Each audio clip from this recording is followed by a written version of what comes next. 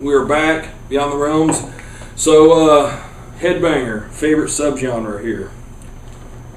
What's your favorite subgenre of horror? Probably going to piss you off because I can't give you like a straight answer, but because, I love zombies, of course. I love slashers. I love this, like the creepy supernatural stuff. So, I think with me, I can't give you like my favorite one ever because I think it just constantly evolves. Yeah. I'm going to give you kind of like what I'm into right now. I kind of go through phases, Yeah, exactly. Mm-hmm. Yeah, I totally understand that. If I had to pick one, had a gun in my head, I guess I would go maybe slashers, but just one I'm really into, like recently, would be kind of on a creature feature kick lately. Yeah. Oh.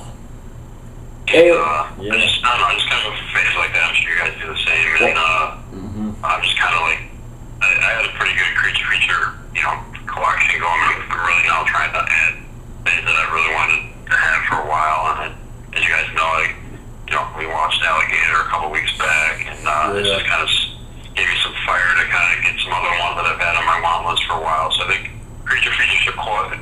With those, they kind of just remind me of, because so many of the best ones are probably from the late 70s, early to mid 80s, and they remind me. I never got to see films in the drive-in or stuff like that back in the day, but I can imagine horror fans back then going to see a film like Grizzly or even just Alligator, films like that. I just love the creature features. They're usually cool gore. I love everyone knows I hate CGI, and just to see awesome practical effects of a big creature or monster, I just love that.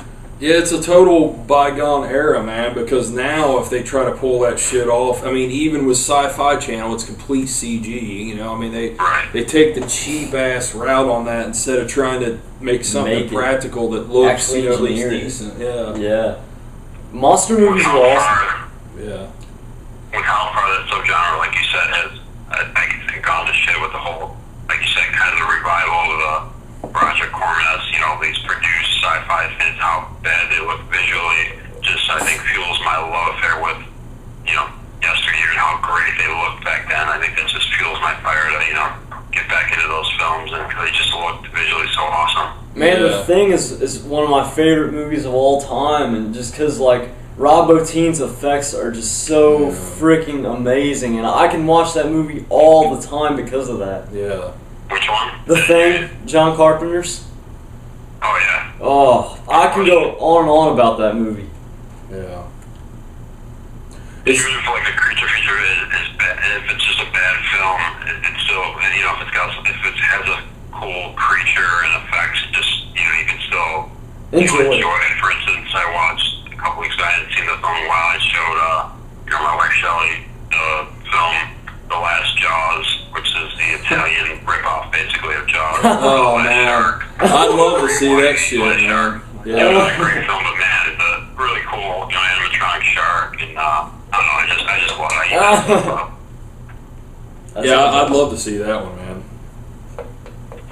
I'd like to see that. What is it? You guys seen Altered? Yeah. What's his name from Blair Witch Project? Yeah. Eduardo Sanchez. Yeah. He totally has a creature feature with the Alien. Alien. Yeah. That's a great movie. Yeah. That's underrated. Man, that movie is really underrated, man. I have that in the room, man. That's one that I need to watch that again because I loved it when I saw it. I've watched it a couple times, but it's been years. That is a fucking great movie. That's a good movie. Yeah. Very underrated. You never hear anybody talk about it. No, because nobody's seen it. Yeah. I love that movie. What, do you have any crazy other ones? Any other creature features? Well, what the original Alien? What about that? Yeah. Shit, man. That's like a slasher in space. A haunted house in space. Yeah. I love that. Yeah, I can't go wrong with that one. Yeah, that's good. That's a great. What else? You have another one? No. Oh, I thought you were going to say something else. That was good. So, all right. Well, Dave, I guess you're up next, man. What's one of your favorite subgenres? Slasher films. Yeah. That's my favorite subgenre, for sure. Yeah, I know that's Krazy's also. That's mine too. Yeah. So 2 birds with 1 stone. Yeah. time it evolves, and you know, depending on my mood and whatnot, I get into kicks and I'll buy certain things for a long time, certain genres, but slasher certainly has to be my favorite subgenre of horror. Yeah. It's so fun. I mean, they're formulaic, but they're surprising in each one. I don't know. Yeah, each one has their own little take on it, you know, it seems like. Each one has their own little feel, and even though they're all the same, they're all different. And each one has their own unique kills, which is the most important part of it, you know. Oh, yeah. Yeah. And their own monsters. Yeah. Even with slashers, it's almost like slashers. Why I like them so much, there's almost subgenres of slasher. You know, you have the cheesy ones, you have the serious ones, you have the more gory ones, you have the more atmospheric ones. Yeah. That's totally true too. Yeah, even though the formula is the same, it's diverse in itself. Yeah. Exactly. It's the sub-genre. Yeah, man, I know we mentioned it before, all of us talked about Intruder, man. I still have not seen Intruder. You haven't either, right? Krazy? Yeah, me and him have never still never seen Intruder, man. I really I need to just pick up that Blu-ray, but I saw it at Wasteland, it was like $25, you know, it's like, I want to get it, but man, I want to find it cheaper than that. I know I can if I look. I picked mine up for like $15 on eBay. Yeah, you can't beat that, man. I would definitely do that. Classic, man. Classic. No question. Yeah, I need to just get it, man, because I know I would like it. Great gore, really cool situation, really great. It's retail too. Yeah. Yeah. Oh. I can appreciate that. Yeah. Oh, that's awesome. Retail slasher. Yeah, exactly. So. Very cool stuff. Plus, it had the Sam and Ted Raimi camp going on with it. Yeah. Oh. Yeah. Raimis are awesome. Man, right here on great ending too. Right here on eBay, buy it now, brand new, $18.96. Wow. You can't beat that. There you go, Jason. Yep. Hit the button. Yeah, I need to do it, man. I know, especially on eBay, it's like, one click buy. It's yours. We won't tell Selena, just buy it. Yeah, and It's mine. I'll keep this video private away from you. So Krazy, what's I know? Come on, mention your favorite slasher. It's easy. Slasher. Halloween is my favorite of all time. I have it right on my arm, and I'm happy to. Halloween, I could watch that movie all the time. I watched that for like one summer, like almost every day before Rob Zombie's Halloween came out. Well, then also like he mentioned, he's got it tattooed on his arm. There's a story behind that. Like he did sound on Cella Turcica, and he got that tattoo done on set, and it's actually glows under black light. Yeah, it glows in the dark. It's really awesome. And like the guy Sean McCarthy that has one of the lead roles in the film actually did that, and he did my toe tag tattoo on the set. Also, I went up there for a weekend.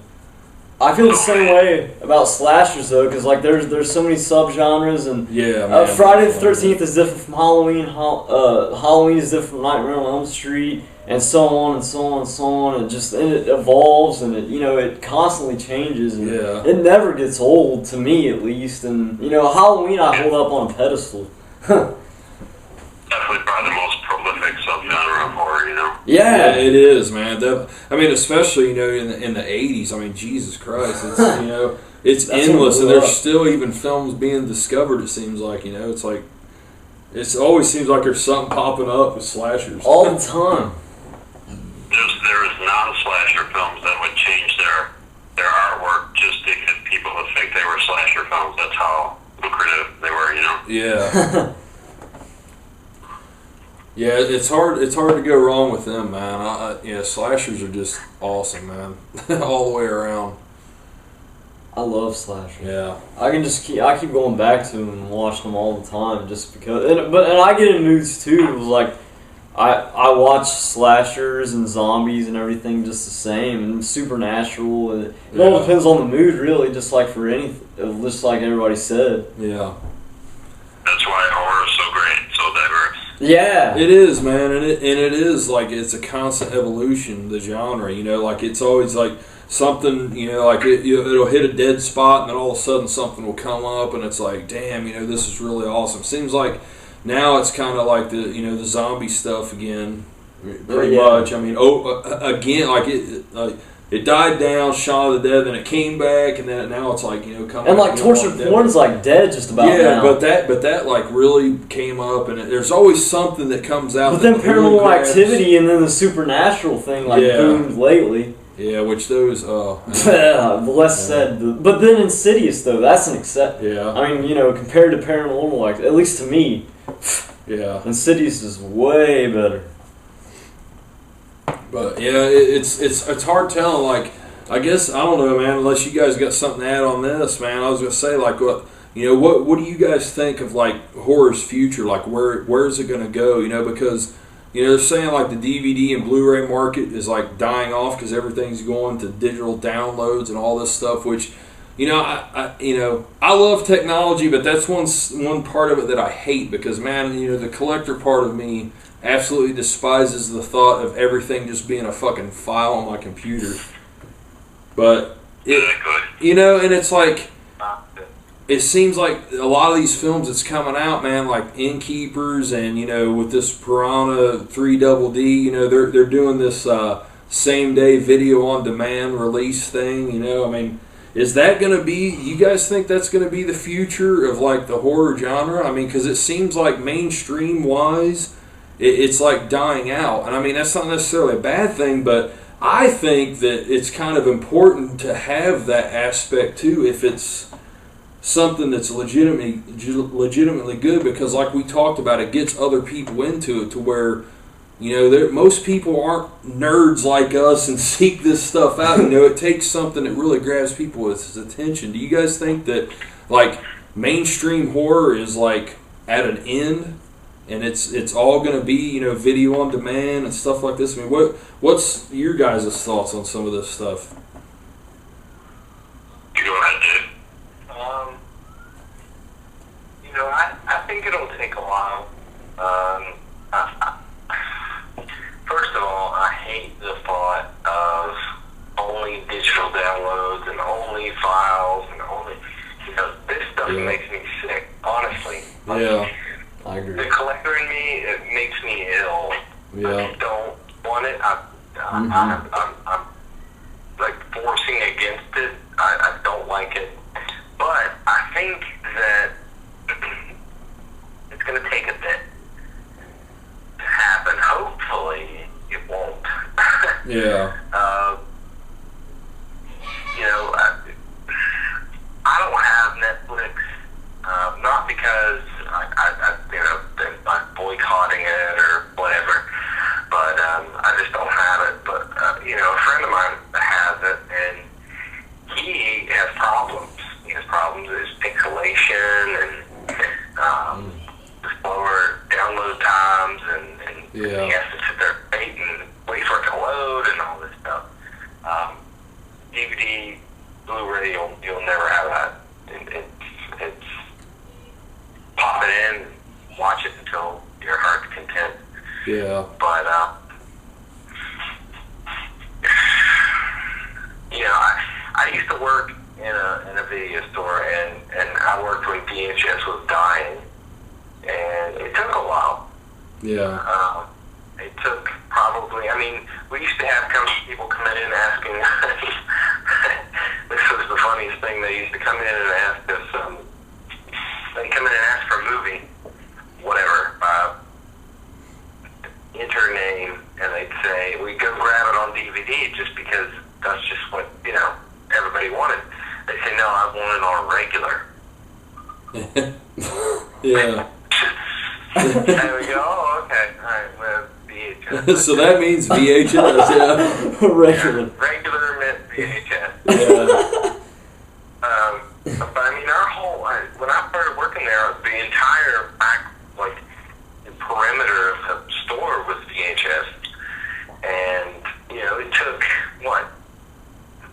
2008 was the last VHS tape to ever be produced, mass produced. Yeah. So that's a pretty good run. Yeah. I think they got a couple more years, and they've got a lot of bugs to sort of work out before we see what happens with this. But I hope that DVD and Blu-ray don't die, because I'll be upset. Yeah, and you know, like what you talked about with the streaming, like, you know, we got the whole fucking 3D TV and the streaming and all that stuff with Netflix, and we've had that problem before. Like, we switched cable providers and it really improved, but we've had that problem a lot. And like, sometimes we would watch stuff, and even when it would load and play, it looked like third generation VHS. It was like, come on, man, this is like ridiculously horrible, you know, and this is supposed to be the wave of the future, you know, and I mean, I'm sure it's going to get a lot better, but man, I just, you know, and maybe, you know, the DVD and Blu-ray market will die off, and it already is. I mean, that, you know, the numbers are there and showing that it is dying off, but there's always going to be the collectors. There's always going to be, you know, like these hard box makers. There's always going to be companies like Massacre Video, you know, where, you know, they come out with something and it sells out because, you know, they got people to support them.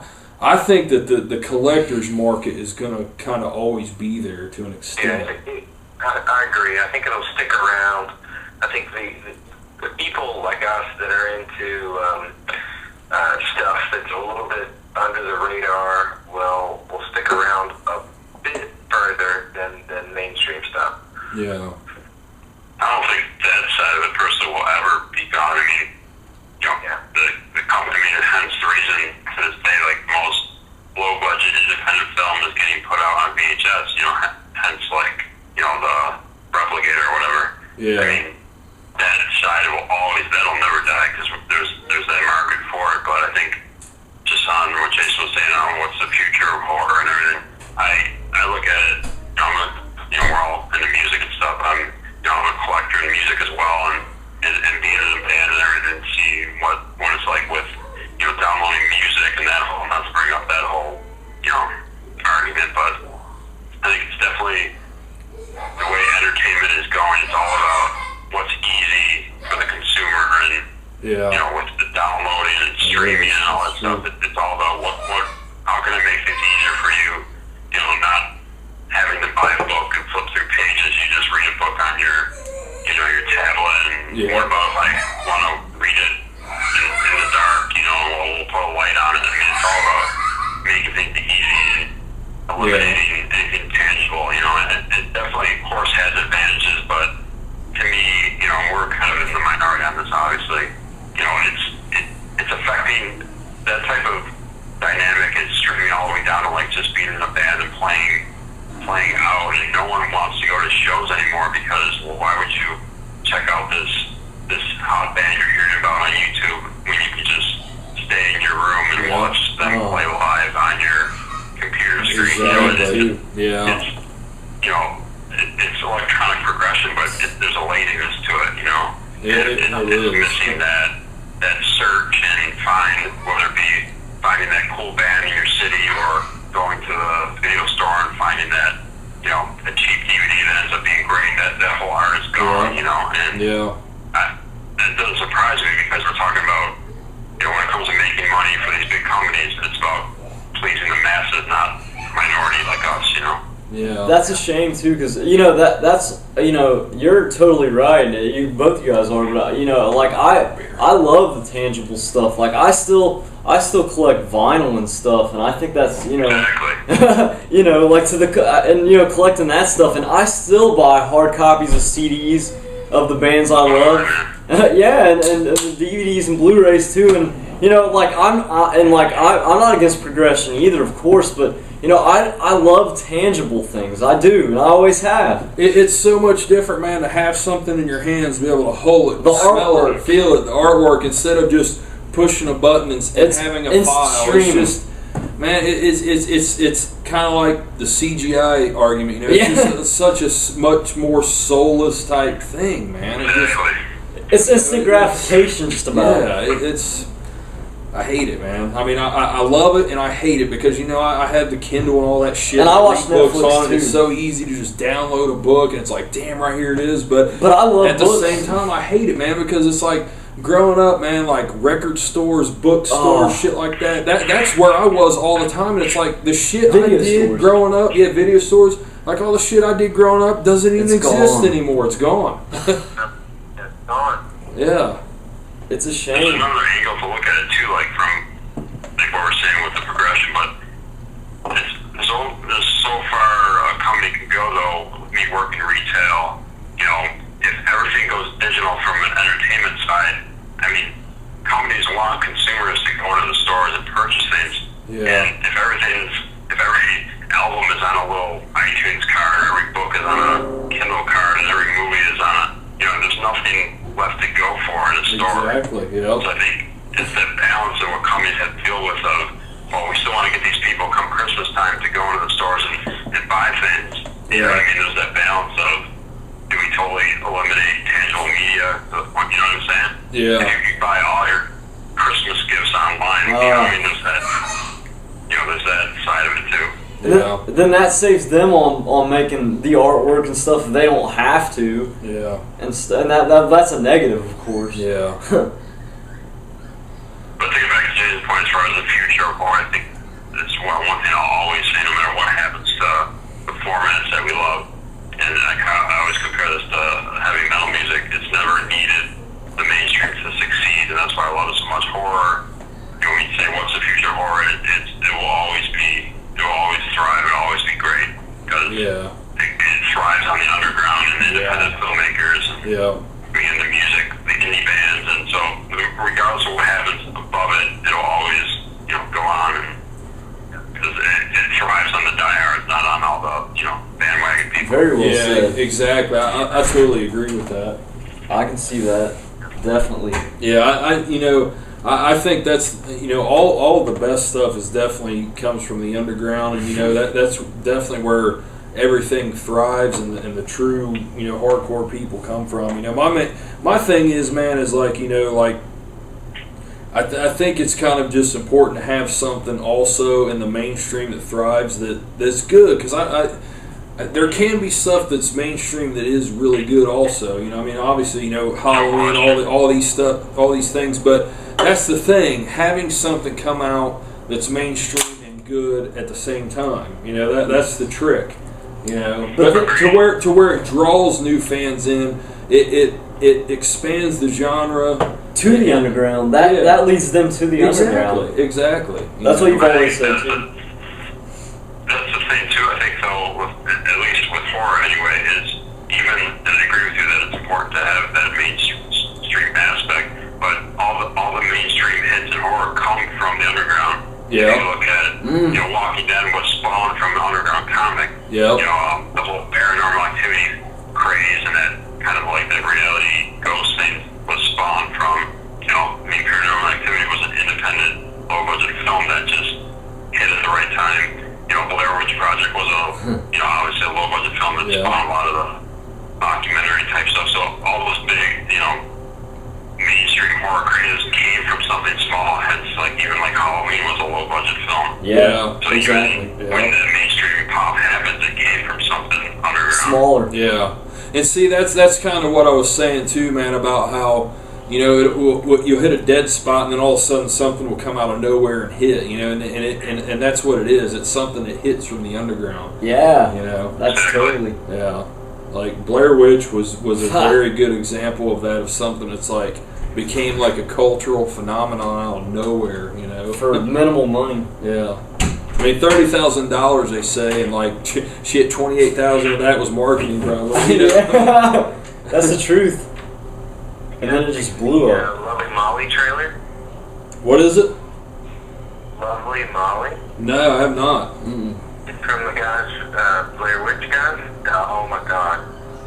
Really? It looks amazing.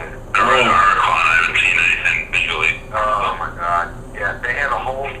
They're doing like a whole Blair Witch sort of campaign with like fake documentaries, and just go on YouTube and look up Lovely Molly. Mm. Jay and said is also doing a Bigfoot movie right now. Oh. Called Exists. Oh, yeah, I heard about that. I want to see that. Yeah, So that's really cool. I like those guys. They have some pretty good ideas. I think what you're talking about with the evolution of the horror genre, like, horror fans are interesting, fickle people. Yeah. We are, how do I say this? Hard to please. People. We are loyal, Yeah. but at the same time, we are very, very picky. Yeah. Stubborn. Yeah. Stubborn, yeah. Elitist. Oh, yeah. Yeah. Yeah, elitist. Nerds! No. Not hipsters, no! Remake, but when something original comes out, by God, it sucks. Yeah. You know, we need to sort of like kind of pull our blinders down and pay attention to what's out there and sort of accept, you know? Yeah. But Dave, those are the lame horror fans. We're not lame horror fans. No. Yeah. No, I really, we're so elitist. That's the perfect word. Yeah. You said it. Elitist. Exactly. Well, I'm set in my ways. I will not deny that, because like I shun remakes for the most part. You know, I hate to be that way, but you know, for the most part, like what I've seen, like more remakes suck compared to. It's not fucking original though. Yeah, that's totally legit. You know, yeah, it's a legit argument. That's always been my argument. Remakes are a different breed. Remakes are a different breed. I agree with you, but there are certain things out there that Cabin in the Woods. Yeah. You sort of not didn't like it, but you were kind of on the fence about it. I was. Yeah. I think it's sort of one of those movies that horror fans at least should go out and support. In the theater, just to get the numbers up and show that we're here. Yeah, and see, and I support. Exactly, man. I agree with that because, you know, I thought the movie was so like I just could not get past with that one thinking The Evil Dead and The Truman Show, which, you know, really, if you look at any movie, you can always spawn something else off of it, no matter what it is. I don't care, because there's always, you may see something and think it's the most original thing, but then somebody else will see it. Well, hey, have you seen this movie? It's kind of like this. I mean, we've reached that point to where basically everything's been done. I mean, for the most part, you know. I mean, it's you hard can to always be put original. your spin on it, but you know, Cabin in the Woods, I did like. I think I liked it and I didn't. It was decent to me. I think that it's the type of film that I'll like more a second time around. But you know what? When it comes out, I'm going to buy it because, you know, I saw it in the theater. I'm going to buy it because it is something original. It's not a fucking remake, you know, and I totally support that. Even if I only think the movie was okay, I'm going to go out and I'm going to buy it first day buy to put that support behind it, you know. Yeah, I can see that. That's what we need to do as horror fans. I mean, obviously, if Cabin in the Woods was shit, you know, we shouldn't support it. Exactly. But, you know, something like that has a brain and is a bit original, we need to go and support. You know, these remakes, fucking boycott. And you know, the thing with the remakes, like, the remakes are starting to die down, it seems like, man. Like, they've pretty much done what they can do, and even, like, you know, the bigger ones, it seems like it's coming out, you know, Fright Night and all that, like, they pretty much bombed. So, you know, it seems like the remake... Jason, there's a lot on the upcoming schedule for remakes. Yeah, there are, but I mean, like, the big ones that's really getting people's attention, man, it seems like they're pretty much... there's Evil Dead coming up, but... Really, Evil Dead's still a cult film, you know. I mean, yeah. There are still a lot coming up, but like the biggest ones have been done. I mean, I think it seems like it might be starting to die off, But that's my whole thing. Like, where does it go from here? Is there going to be something else that's going to come along that's going to just fucking blow us away and start a whole new wave, a whole new trend, or is it going to go towards the video on demand for the original stuff? I mean, it's just hard to say. You know, like a film. An example is a film like Trick or Treat. You know, that movie was so damn original. And I can't remember the studio, but man, they dropped the ball on that motherfucker big time, man. Because, you know, release that at Halloween and you got a hit. There was all types of problems with that, you know, the label and all. It was just a mess. It's a shame, man, because to me that movie is just, that was an instant classic in my opinion. I mean, that's fantastic. That anthology is just, I mean, it basically reinvented the anthology because how it's all tied together, and it's just fucking expert film. And no theatrical release, straight to DVD. That's ridiculous. They dropped the ball on that, man, and you know that really that's their fault. That hurt my faith even more in big studios right there. Yeah, because that movie's amazing.